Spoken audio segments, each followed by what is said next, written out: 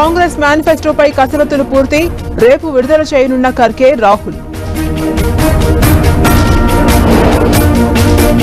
సంగారెడ్డి ప్రమాద క్షతగాత్రులకు హరీష్ రావు పరామర్శ, బాధితులను ప్రభుత్వం ఆదుకోవాలంటూ డిమాండ్.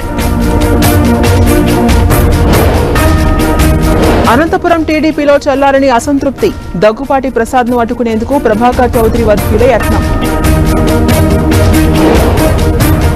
విశాఖ సీటు జీవీఎల్కే ఇవ్వాలి, నడ్డాకు స్థానిక నేతల లేఖ, పార్టీ పెద్దలను కలిసే ప్రయత్నం.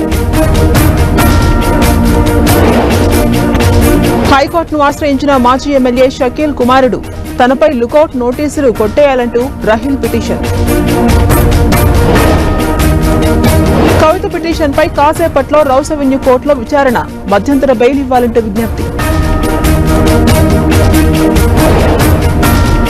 శ్రీకాకుళం జిల్లాలో మరో ఎలుగుబంటి సంచారం, భయాందోళనలో మెట్టూరు గ్రామస్తులు.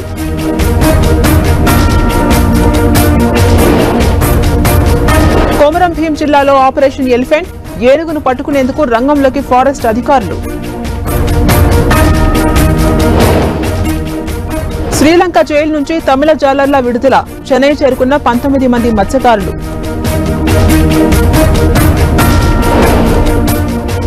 కర్ణాటకలో కొనసాగుతున్న రెస్క్యూ ఆపరేషన్, బోర్ బావిలో పడిన బాలుని రక్షించేందుకు ప్రయత్నాలు. తైవాన్లో కొనసాగుతున్న సహాయక చర్యలు, 9కి చేరిన మృతులు, 1000 దాటిన క్షతగాత్రులు.